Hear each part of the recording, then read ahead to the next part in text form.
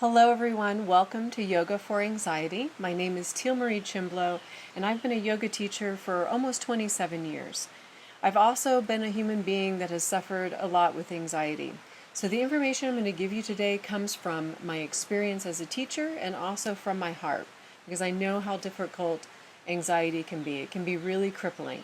And so I want to promise you that the things that you're going to learn today will at least help with your anxiety.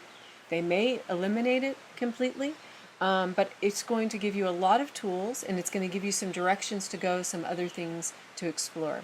And we're going to start that right now. So before you joined me, before we opened this digital space together, I opened this space, this beautiful place that I'm in this porch that I'm practicing on, which is in my farm in Appalachia, so right in the middle of the forest. And I burned a little sage, a little palo santo, some sacred plants. I smudged the area, just creating an intention that we'll be able to practice here together and to have a successful practice for releasing, for lowering anxiety. So you can do this for yourself. Always do this before you start a yoga practice. Roll out your mat, say some words. You can say a little intention setting or blessing to yourself. Bring your hands to Namaste in front of your heart. And this is the position we use to greet, to welcome each other with respect, to say, I am honoring you, I'm honoring myself. And you could just say something like, I come to my mat today with an open heart to lower my anxiety and to feel better in my body and my spirit. Just something very simple like that will go a long way. It will really help, okay? The other thing you can do is, if you're like me and you love rocks, you can bring your favorite mineral. This is a beautiful rock that I got from the river here. And it's got some quartz and some mica. Beautiful stone. You know, these stones have a high vibration frequency. And that might sound a little woo-woo, or, you know, if you're not used to working with crystals and stones. But think about the fact that everything, we know from science that everything in the universe is vibration and frequency. And so just think, everything has a different resonance. And stones, everything in nature has a very gentle, harmonious, balanced resonance, okay? It's very beneficial to us. It helps us to get our own frequency into balance. So it's nice to surround yourself with those things from nature. The next thing you want to do is to take a comfortable seat or to lie down. And the first thing I'm going to do is to teach you the basic breath that we do in yoga, which is called 3-part complete breath, or Dirga Pranayama. And you can do that laying down, or you can do it sitting up. If you do it sitting up, you want your spine to be nice and straight. You could be in a chair, but if you're sitting on the floor and your knees don't go down even with or lower than your hips, you want to sit on something. So I just have a tiny bit of a yoga blanket, but you could also use a yoga block. You could use a stack of blankets. There's lots of things you could use to just get your hips a little higher. So if I put this under me,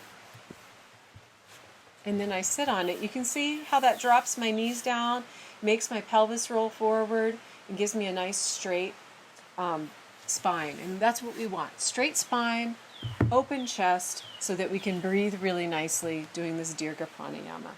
If you're lying down, that's very relaxing because you can really open your belly. It's easy to breathe. So either one is fine. Okay? So we're going to start. I want you to just bring your hands to your belly, whatever position you're in. And I want you to lift your chest a little bit and just draw your shoulders back, okay? So it's not jamming back, it's just very nice and open. And then I want you to close your eyes, and we're going to breathe in and out through the nose. That helps us to filter and measure our breath. And I want you just to take a deep breath in and out through your nose.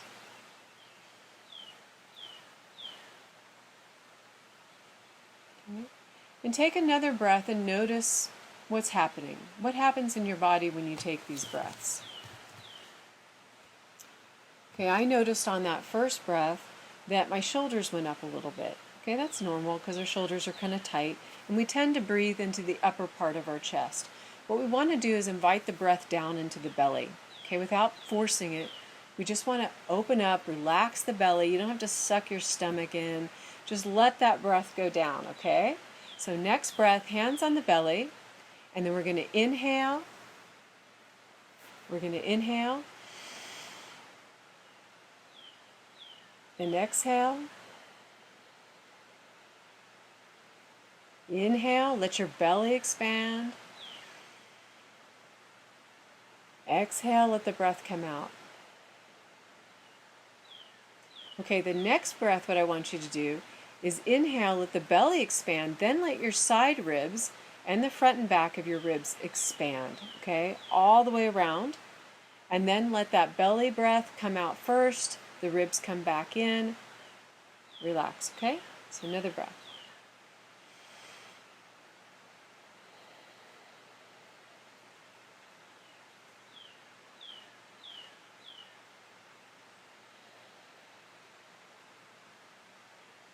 Okay, now the next time we do the breath, I want you to allow the breath to come into your belly, expand it, then the side ribs, then at the top of the inhale, let it come up and fill up into the top of your lungs, raising your collarbones a little bit. You'll feel the breath come all the way up.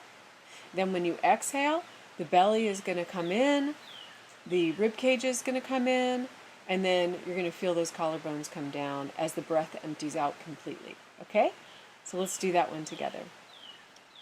Couple of breaths that way. All right? So inhale to the belly, side ribs expand, upper chest fills, and then let that belly come back in, side ribs come in, chest comes down. 2 more times at your own pace.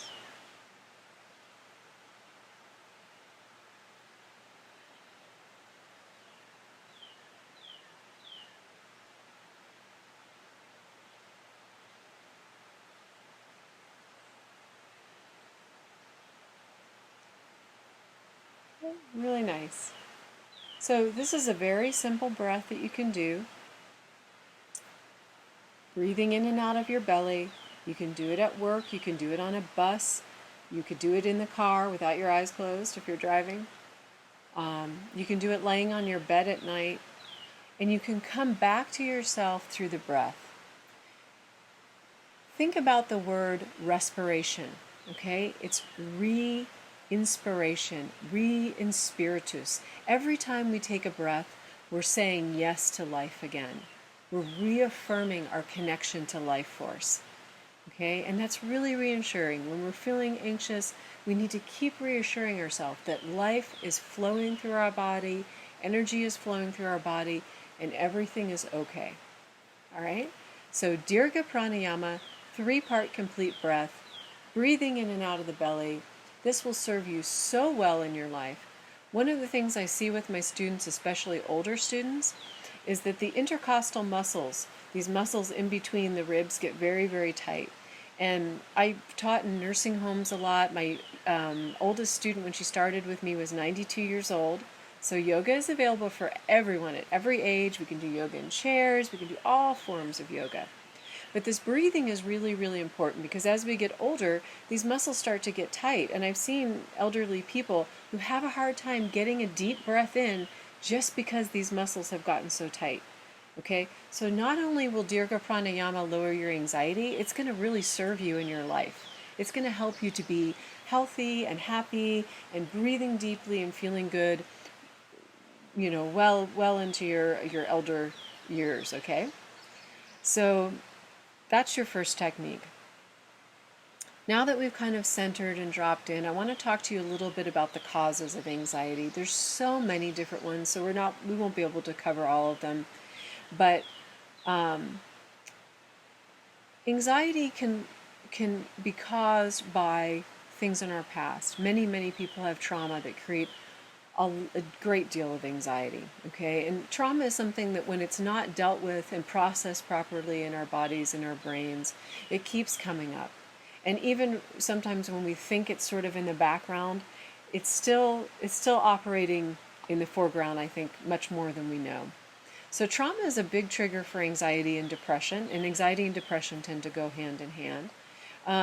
The other thing that can cause anxiety is something situational, and that can be more of a passing, maybe moment.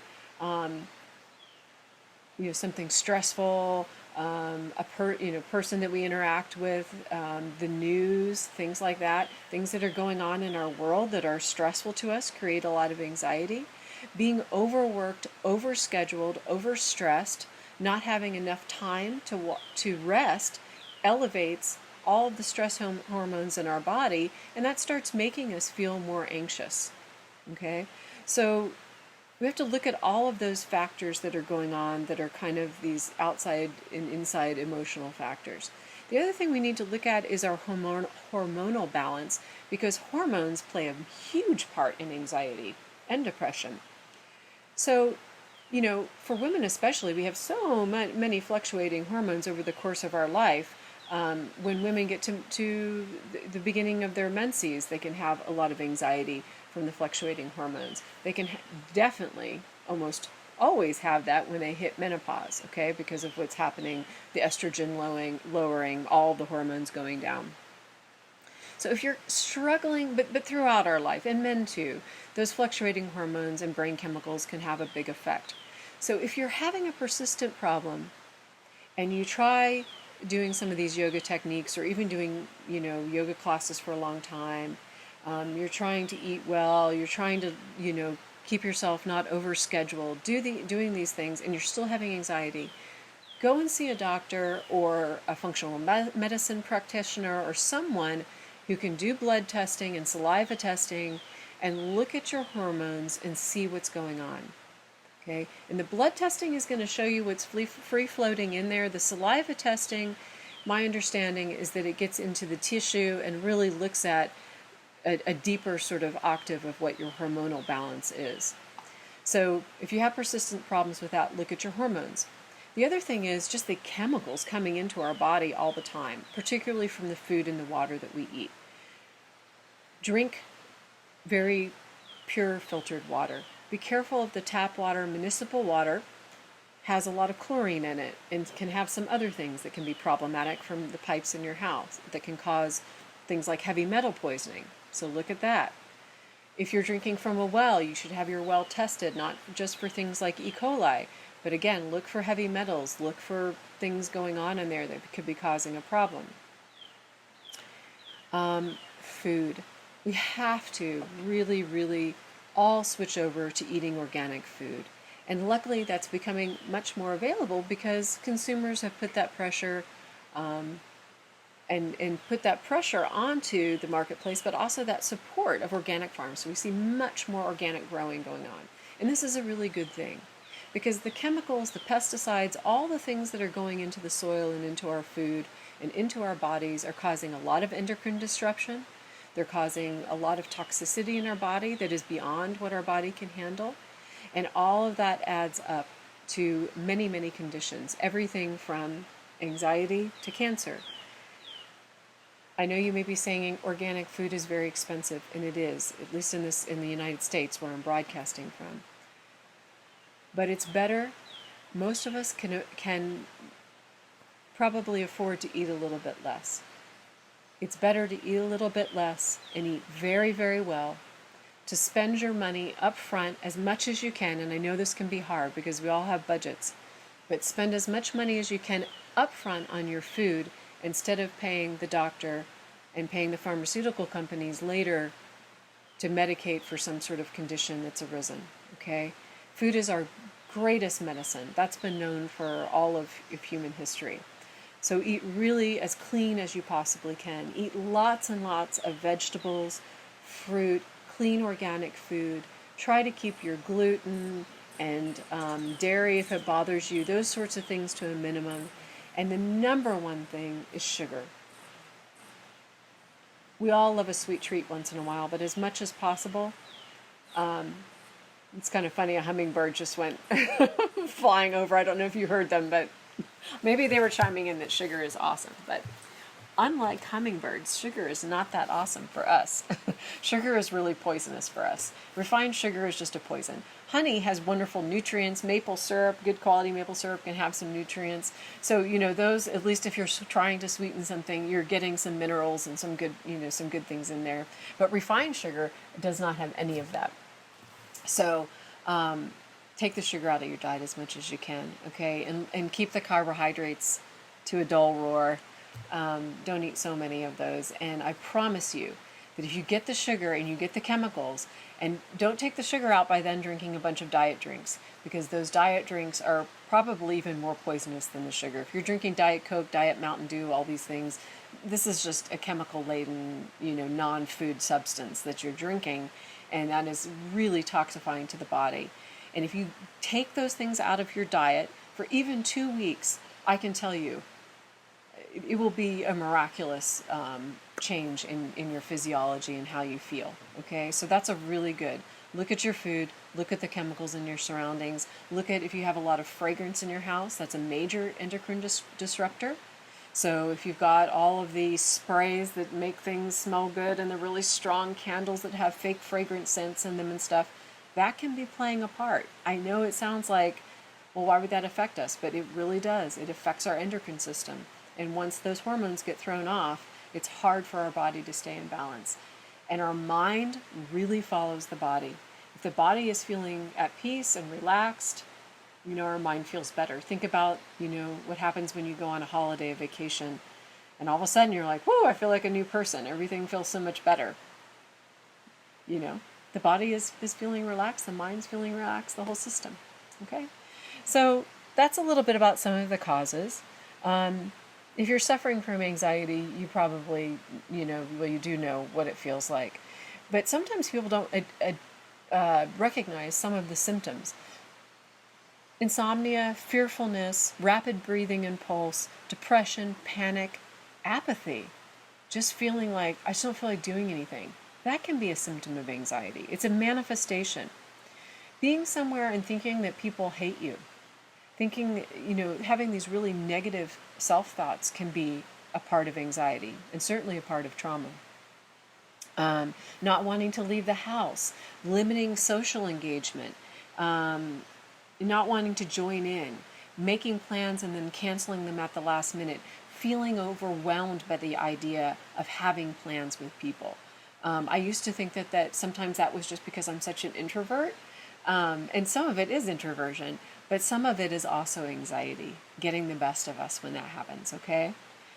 Gripping in the body, feeling tight and gripped in different parts, or headaches, neck pain, feeling that helpless and hopeless, feeling like everything is too much, feeling like making small decisions that you might think, gosh, this shouldn't be a big deal, become an overwhelming big deal.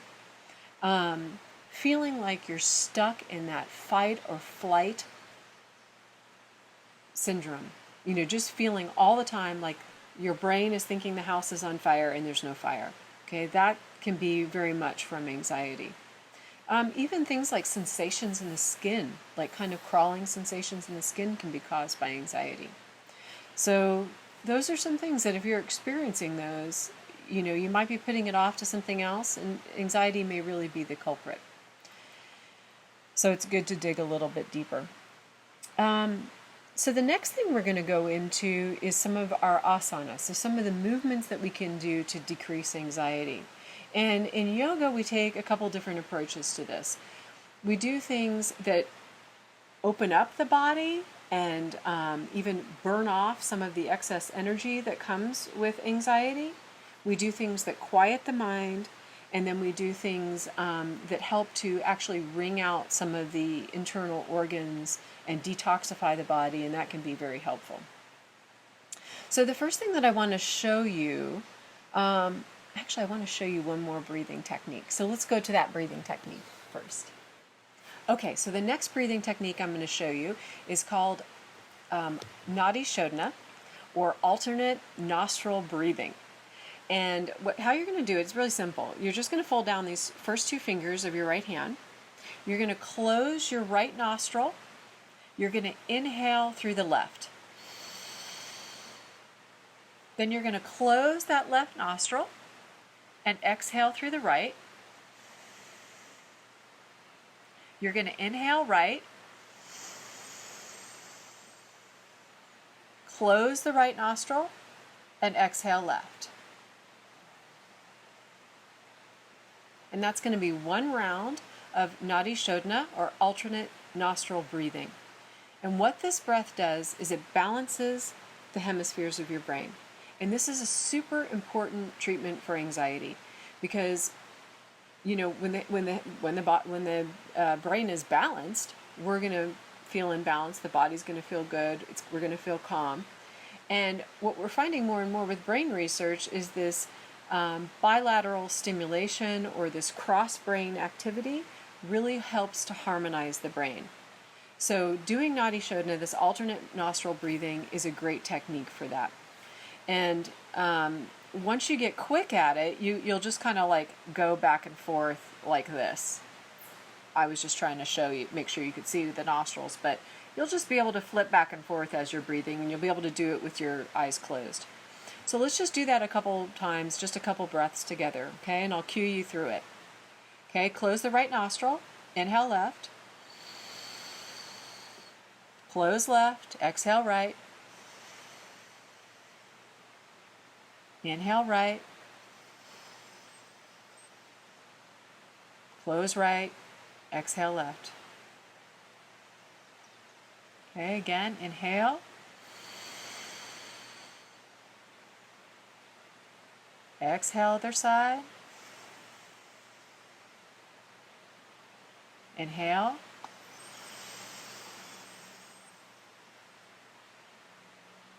Exhale other side. Okay, very simple, and just do it slow with your own breathing pace, breathing into the belly, alternating those nostrils. So while we're talking about bilateral stimulation and working with both hemispheres of the brain, I also wanted to mention, since I talked a little bit about the beginning that trauma and anxiety are very linked. There's a modality called emdr, and I've just recently experienced this in my life, and I found it to be incredibly effective. And this is something you need to do with a therapist. So you would look for someone who is trained in emdr, eye movement desensitization and reprocessing. And what this does, and they've proven it by putting people in MRIs and having them think about a traumatic event and then do EMDR and then go back into the MRI and be scanned while they're thinking about the event again and see the changes in their brain. What it seems to do is it seems to move the traumatic event from one part of the brain to another. So instead of it being sort of like right in the front all the time, where you're either thinking about it or where it's connecting in a way that it's setting off these alarm signals and creating all this anxiety, instead it goes into a sort of process space. And we also know that at night the rapid eye movement seems to be part of that processing happening when we're sleeping. And so they think that that is what it is. This bilateral stimulation creates the same sort of patterning that moves things into a more stored place in the brain.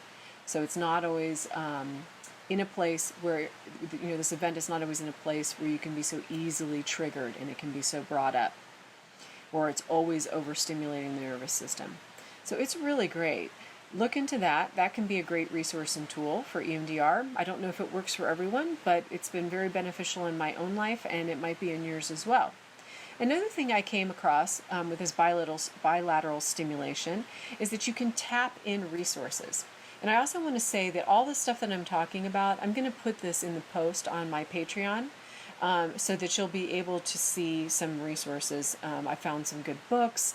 When I talk about the yoga equipment, I'll make sure I put some resources for you in that, okay? And this is a free and public post, so you'll be able to access it, no problem. So the tapping in resources works by creating some bilateral stimulation once you have imagined, thought about a really beautiful place in your life, okay? And so if you imagine, like for me, my farm, being here amongst the trees with the breeze and the birds and, all of this wonderful, relaxing atmosphere, that could be a place for me. So what I would do is I would do this little butterfly hold on myself, and I would just sit or lie down, and I would fully imagine this place, okay? What it feels like, what it smells like, sounds like, just everything of like what it's like to be here. And then when I have that really fully in my mind and I'm experiencing it, I would just tap back and forth, right and left. And they say you only have to do 6 to 12 taps. But they say you can continue with the tapping as long as you can hold that imagery and nothing negative starts to come up for you. If something negative starts to come up, then you stop. Okay, and you can maybe reestablish that vision again and then go back into this tapping. So really simple, you're just going to tap right and left at a reasonable pace, whatever feels soothing to you. Okay, and it has to be alternating right and left. You can't do both at the same, okay?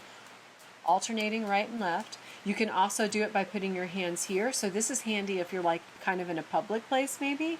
You're feeling kind of anxious and you want to close your eyes, like maybe you're on a bus or something.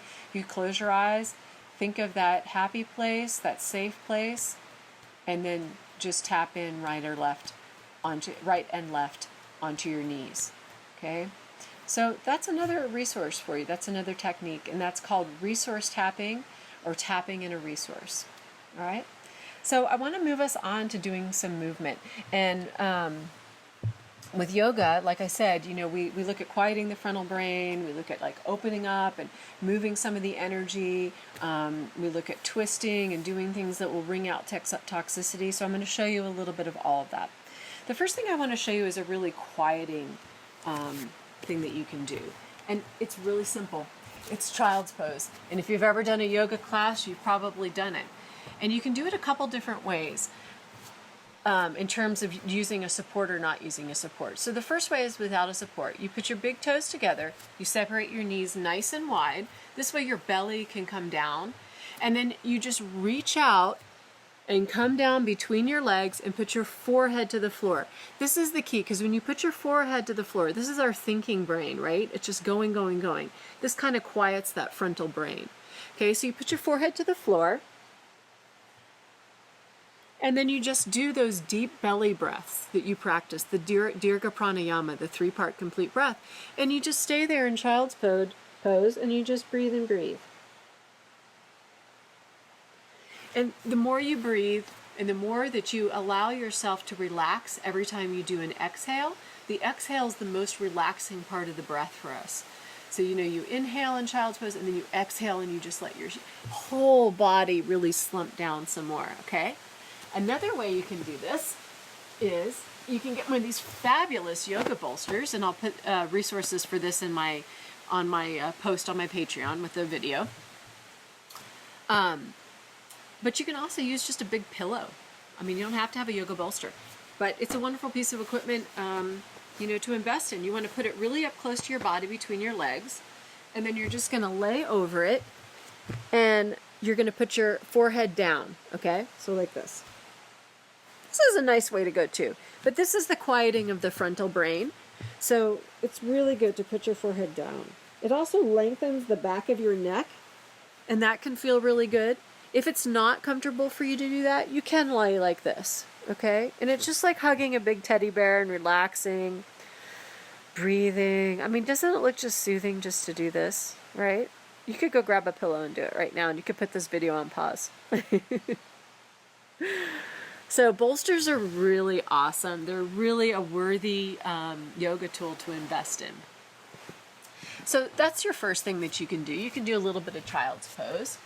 Another thing you can do is you can twist your body so that you're detoxifying your liver, your intestines,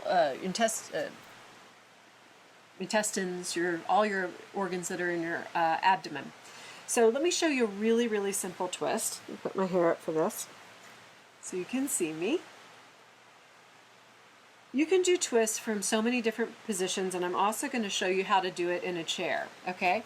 Even if you're sitting in this position, you can twist. It's going to be a pretty small twist, but you can do it. You can just reach one hand behind, cross the other one over, and here we are twisting, okay? And what you want to do, you probably saw I just really kind of led with my head a little bit there. You actually want to keep your head in the center of your body, and you want to twist as much as possible from this lower part of the body first, then your chest, and then try to keep your head centered so the chin's right in line with your sternum. Okay, so you inhale up, and then as you exhale, you're going to twist. And then you're going to take another deep breath, and you're going to exhale back to center. Okay, and then inhale, deep breath.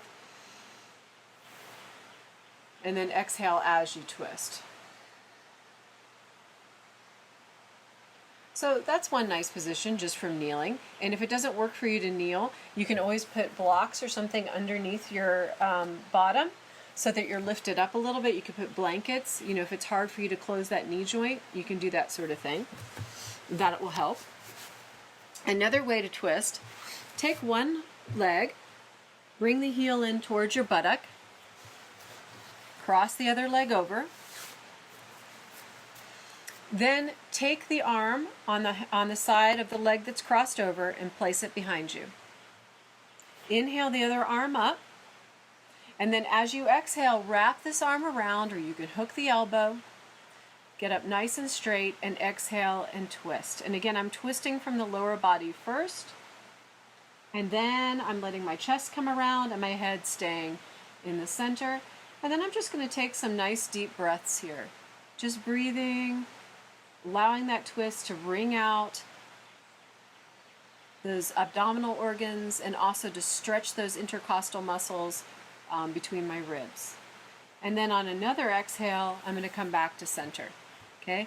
If your leg doesn't cross over all the way, no problem. Put it right here. Okay? And it'll just look like this. Anyone can do this. Okay? Then switch sides. So other leg comes in. Cross this one over if you can. If not, put it right here. Lift up the arm on the same leg that's crossed over. Bring it behind you. Hook this elbow or hold on. Inhale up. And then exhale, twist. And then take some nice deep breaths in the twist.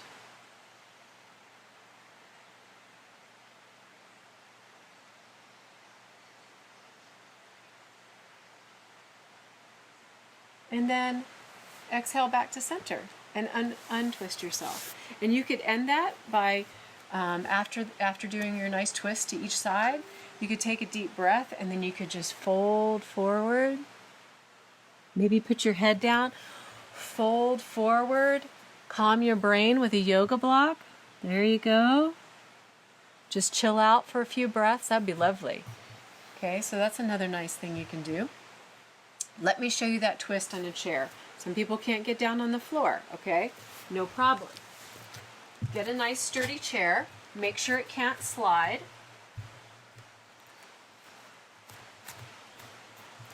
Let me make this a little bit further back so you can see me. Okay, sit in the chair, feet flat on the floor. Reach one hand back and hold on to the chair. Cross over with the other arm, inhale up, and same technique. Exhale and turn. Take a couple breaths, and then on an exhale, come back to center. Reach behind you, cross over, inhale up, and turn. And remember, the chin stays in the middle of your chest. And you always go in and out of the twist on an exhale, okay? So there's a couple of twists for you to help with anxiety. Let's see what we have next. I like to do a lot of chest opening, heart opening things. So let me show you a couple really simple ones for that. Something that's simple that incorporates what you've already done is just taking some deep breaths, lowering, raising and lowering the arms. So again, I'm going to get my little blanket to make myself comfy here as I sit right underneath my sit bones. I'm going to sit up nice and straight. I'm going to lift my chest, and then I'm going to inhale my arms up, and then turning my hands out, palms facing down, I'm going to exhale them down. And then I'm going to inhale them up, and then exhale them down. Another thing you can do, I like to call it a butterfly breath. And this is where you inhale your arms forward. You can do your hand positions different ways. I like to sometimes go like this. Inhale them forward, then turn them back to back, and exhale and open your chest. And just tip your head back a little bit and then come forward. Inhale and then exhale back. Open that chest. Okay. And just keep doing this. Nice, long, deep breaths. Okay, and if you can, on one of those, you can interlace your fingers or just grab your hands behind you and really stretch your chest open. And this opening of the chest and breathing with the chest open is so helpful for anxiety. It's just great. Okay, so that's another one you can do. Then you can do just simple chest openers by leaning back on your hands. So you could just be sitting on your yoga mat or on a little blanket like this. Reach your hands behind you with your fingertips pointing towards you, and then lift your chest. Push down with your buttocks, your sit bones. Look up at the corner of the room that you're in, or I'm looking up at the roof of the deck. And just keep your chest lifted and breathe. Nice deep breaths.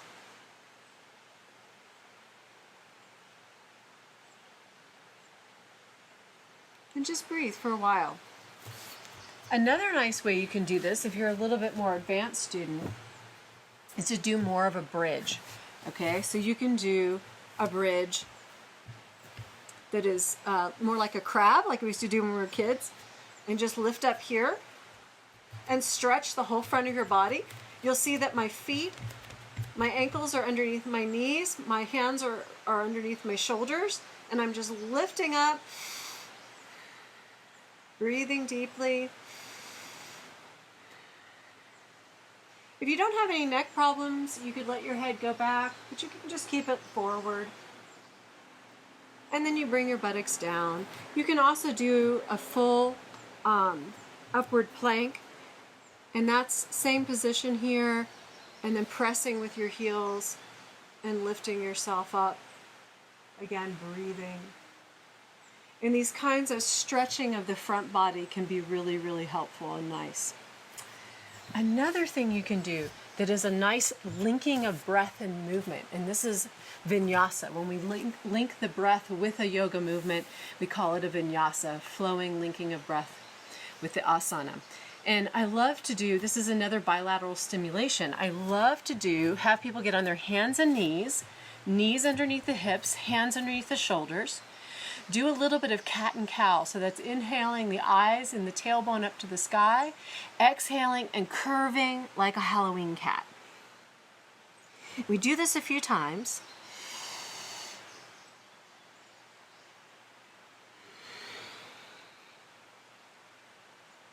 And then we go into this bilateral movement, which is reaching out with the right arm and the left leg up to hip and shoulder height.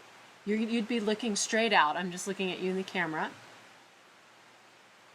Breathing deeply, and then coming back down.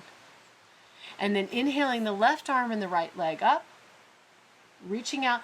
Try not to turn. Try to keep your back flat and reaching out, okay? And then come back down. If it's bothering your neck, I'm kind of lifting up my head to look at you, but when you do this, right arm, left leg, just look down at the floor. Okay? And then come back to center, wanting to make sure my screen's not trying to sleep on me. Other side, left arm, right leg. Just looking down at the floor. Then come back to center. You could then come back into your child's pose. Close that out. Forehead to the mat, relaxing, breathing. And just doing those two things, you have a nice little practice for yourself. Okay, that's how you build a yoga practice. I have an online class called Yoga for Busy People. It's 10 minutes a day for 40 days. And the whole premise of it is you have very simple routines that only take 10 minutes.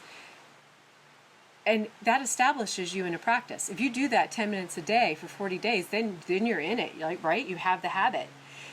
But the sneaky part is at the end of the 40 days, you have all of these little segments and you can put them together and you can do a really long yoga routine on days when you have time to do that and you feel like doing that. So I encourage you to look at that. I'll also put the notes about that class, that online class, on the post. Okay, let's see what else we need to do. Another thing I wanted to talk about is constructive rest. So in our society, we're always thinking, well, I've got to be going, I've got to be going, I've got to be doing, even my rest, I need to be doing something somehow. So it's not real rest. When we sleep, a lot of times we either have insomnia and problems because we have anxiety or depression or something going on, or we just tend to fall into a heap, right? Pass out at the end of the day, and maybe we get enough hours of sleep, maybe we don't. There's another kind of rest for us, this constructive rest and integration that comes from what we call in yoga shavasana, or corpse pose. So this is the posture that we do at the end of a class where we just lay down flat on our mat. I'm going to demonstrate it for you in a moment. And then we just take deep breaths and relax our body, allow every part of us to just sink into the mat and relax. A way that you can enhance that is to create what we call pratyahara, or a sensory withdrawal. And the best way to do that is to cover your eyes. So I am not embarrassed to say that I am a 49-year-old woman who has a sleep blankie, and I've had a sleep blankie my whole life. It's a very comforting and wonderful thing. This is just like a sarong that I got in Hawaii. I have like about 4 of these. And you can buy those little eye masks, but I like this because what happens is you can just lay it over your face and just lay down. And even when you turn, it kind of stays in place. So for a yoga class for shavasana, it's very useful and creates a sensory withdrawal. But at night, it also blocks out any ambient light. And that's really important to do. That's a whole nother thing, is sleep hygiene. Because all these lights that we have, even all these devices that have these little blue LED lights, they're horrible. They light up the whole room, okay? I know they have a function, to tell you that the thing is on and help you find it maybe in the dark or something, but put a piece of electrical tape over those, put this over your eyes, make your room very, very dark. My husband and I like our room super dark, but at the same time we like to wake up with the sun, so doing this is great. If you don't want to wake up with the sun, you can always do blackout shades, and then the room will be super dark, okay? So I'm going to show you corpse pose, and then I'm going to guide you through corpse pose, okay? So corpse pose is really simple. It's just lying on your back.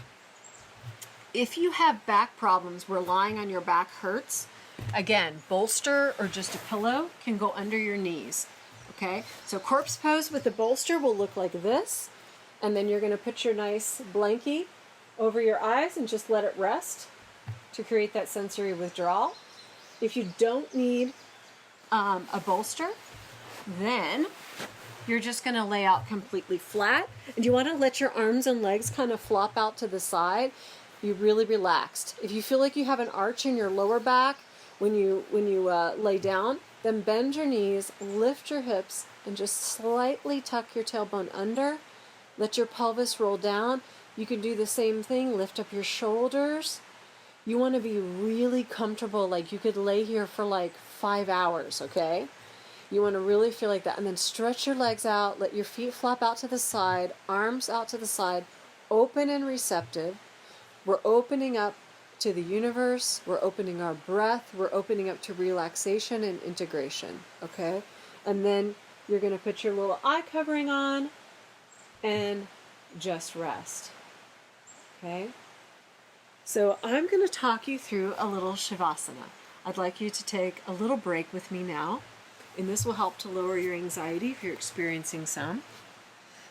In yoga classes, sometimes the teacher will talk a little bit and give you a little guided meditation during shavasana. And if you are someone that has a very busy mind, a lot of us have that, sometimes a guided meditation is a nice entry point into that complete relaxation. But you also want to have some time that's just silent or just with the sounds of nature. That is really necessary and important too. We don't have enough silence anymore, okay? And that distraction, it may feel like a soothing thing for anxiety, but it's really actually creating more. So it's important for us to sort of detoxify ourselves from that and get our bodies to accept just the quiet and the silence of resting in our own heart. And that's what Shavasana does for you, okay? So go ahead and lie down. Doesn't matter, just lay down on your floor somewhere. You can grab a little washcloth hand towel or something to use as an eye blankie. And then I want you just to take some nice deep breaths with me. Breathing in and out through your nose. Allowing your belly to rise and to fall. Making any little adjustments you need to make to feel really comfortable. And with each deep breath, with each exhale, allow your body to sink a little bit more into the floor, to become more heavy, more relaxed. And with this sinking, just make the intention to open your heart and to receive all the medicine that you need, all the relaxation, all the calming, all the love. Just open your heart to that. Nice deep breaths. Perhaps you can hear the birds here in the river.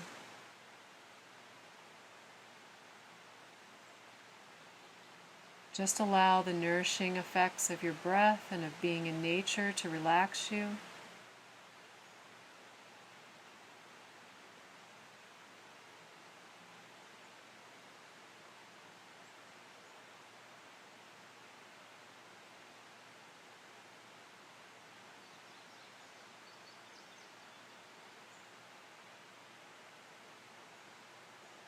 And then just bring one hand up to rest on your heart.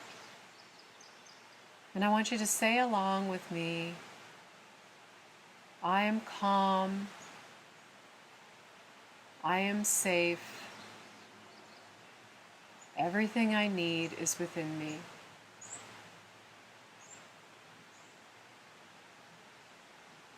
Breathing in, I know that I am breathing in. Breathing out, I know that I am breathing out. And that is all that I need.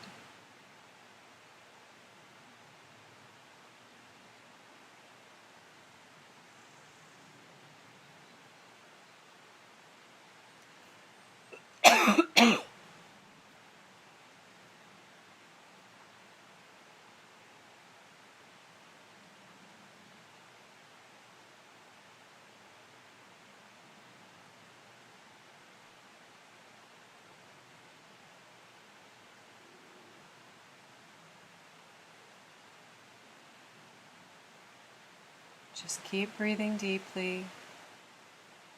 And if your mind begins to wander, simply bring it back to the movement of your breath in and out of your body.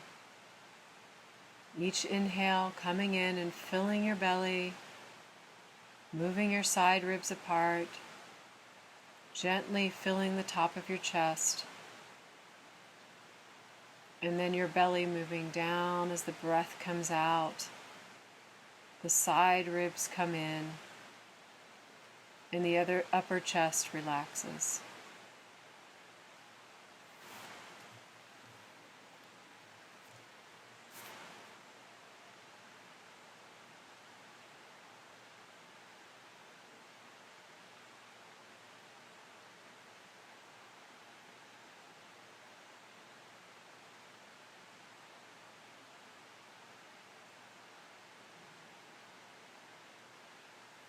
Three more deep breaths.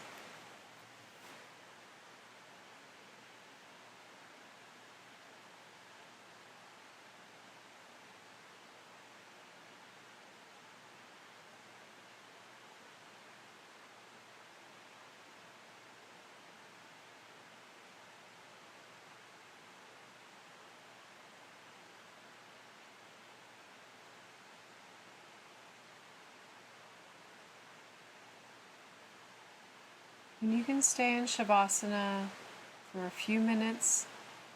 Staying in Shavasana for 10 or 15 minutes is absolutely wonderful. It's one of the nicest things you can do for yourself.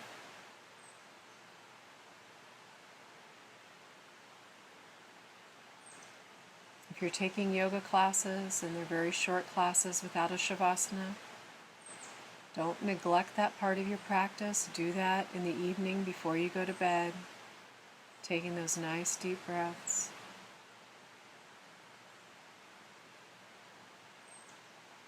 And then when you've completed your shavasana, just roll to your right side and very slowly make your way up using your hands to press your way up to a seated position. And then straighten your spine and take a few deep breaths there. So just take your time coming up now.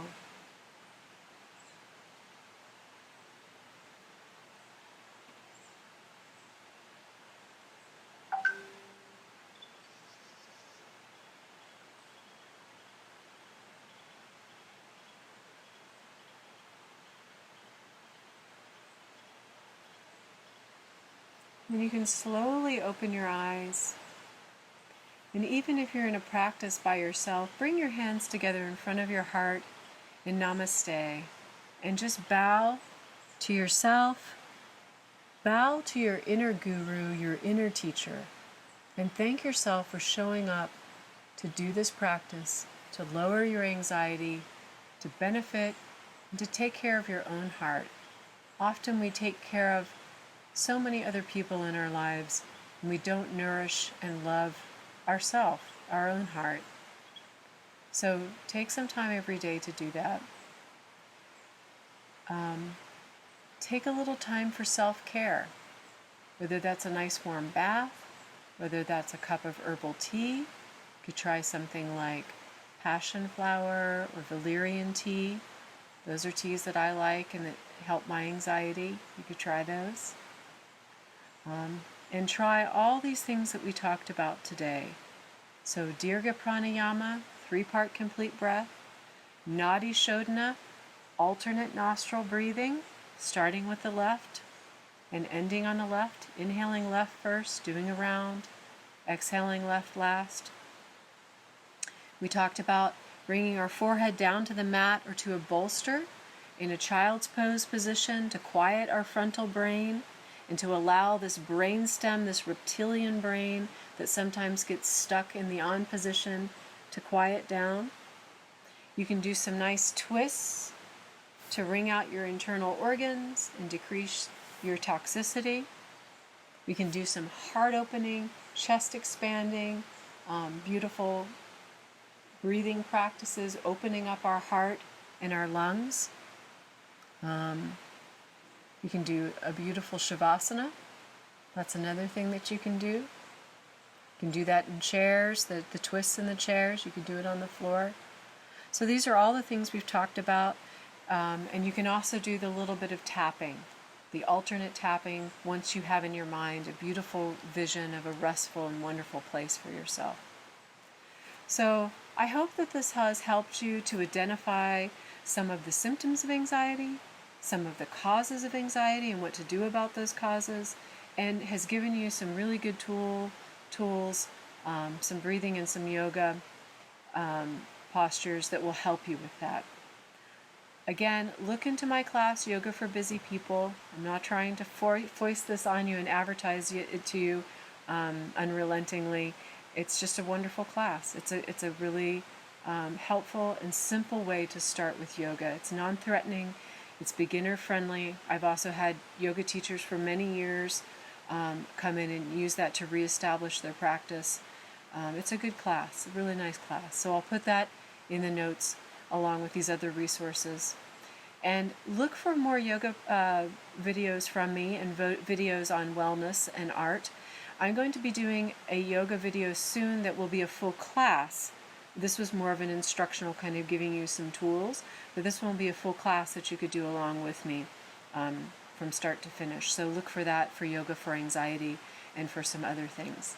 So thank you for joining me. Thank you for spending this time with me. Thank you for watching. I hope that you will take some time to go out into nature. I wish that I had a camera that I could take you around and show you all the beauty here, all the flowers, all the trees, the river that is rushing by us. Go into nature. Nature is truly our mother and one of our deepest comforts. Walk barefoot in the grass, breathe the air, get some sun on your face, do your yoga outside, and live your life. Be well, take care of yourself, deeply love yourself, and let me know. Leave some comments. Let me know how I could be of more service to you. Much love and a deep, deep namaste.